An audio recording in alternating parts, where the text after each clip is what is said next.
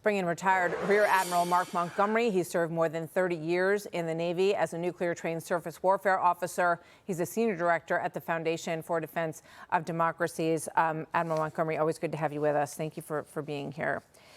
I would like to start with you, if I may, with this question that I was just discussing with Lydia Hu about this issue of the potential for the United States to delay a promised defense delivery to Taiwan. And whether or not, we don't know if this is the case, but there is some suggestion that perhaps that might be being held back as part of a potential agreement for China to help open up the strait.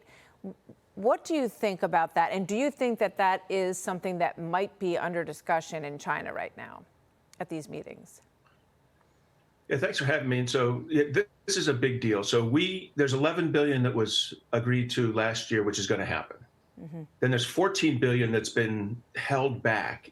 It was held back so that it wouldn't interfere with this summit, not as trade bait in my mind. And so the idea was you don't announce right before a big summit another $14 billion. So I believe that when the summit's over, we'll announce the $14 billion. To do anything else would really be a mistake. I mean, Taiwan is truly the model ally. In the previous segment, you talked about just the importance of them to our own economic prosperity.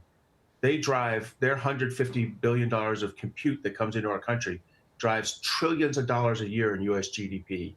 They are a critical ally, and to hold this back would be devastating to their ability to defend themselves and to work with us as together the two of us defend Taiwan's ability to prevent the Chinese coercion. So I really hope that they're not on the menu at this discussion and that there's not some kind of trade like that. Whatever we got in return would be short-term and temporal and not, be worth the long-term security risk. One last thing I'll say, our allies, Japan and Korea, would look at this very nervously if we did not support and stand by Taiwan. No doubt. And Japan has just really begun to sell defensive weaponry to other countries in the region. You can see all of these, Japan, as you mentioned, South Korea, Taiwan, trying to build up their own protection defense against China and their aggression in this region. Back to Iran for a moment, Admiral. This is Brad Cooper on this question of the fast boats, because they've been quite menacing. There were 300 and something of them in the water, menacing ships in the strait. We've heard a lot about the decimation of the Navy of Iran, but these boats seem to be causing quite a few problems. We've got some information on these boats on the wall that we can take as you answer that question for us, if you would, sir. Yeah, so I am worried about these small boats, not in terms of U.S. ships, but in terms of merchant ships that would not be under U.S. escort.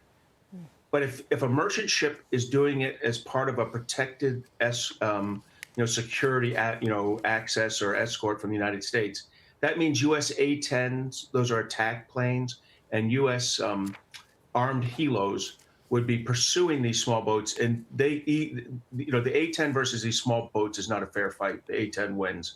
So the way you have to look at this is, if you try as a merchant ship there on the right to get through without U.S. support, you're going to get the Iranian fast attack boats there in the middle.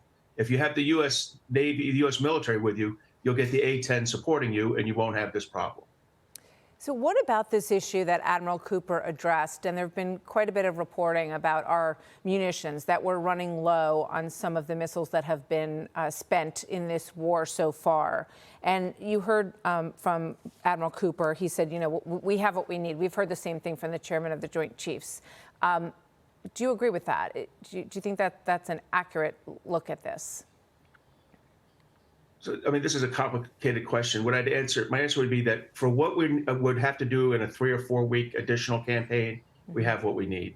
What people are worried about are the exquisite long-range penetrating strike things like Tomahawk. There's another one called JASSM-ER. Doesn't matter. We did burn up 40% of those. But the good news is we don't need them for the follow-on strikes.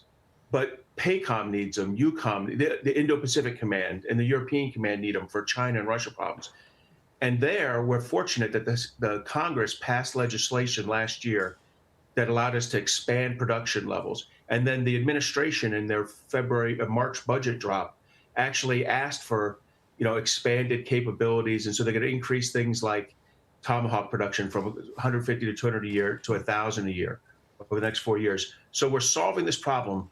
But there are going to be moments over the next 2 or 3 years where we wish we had more munitions because we expended them here. But that's why you use munitions. You have munitions so that you can use them, not so that you can continually say, I have enough munitions. I hear you. Thank you very much, Admiral Montgomery. It's always great to have you with us, sir. Many thanks. Thanks. Be sure to like and subscribe for all the Fox News latest on YouTube and catch full shows streaming now on Fox One.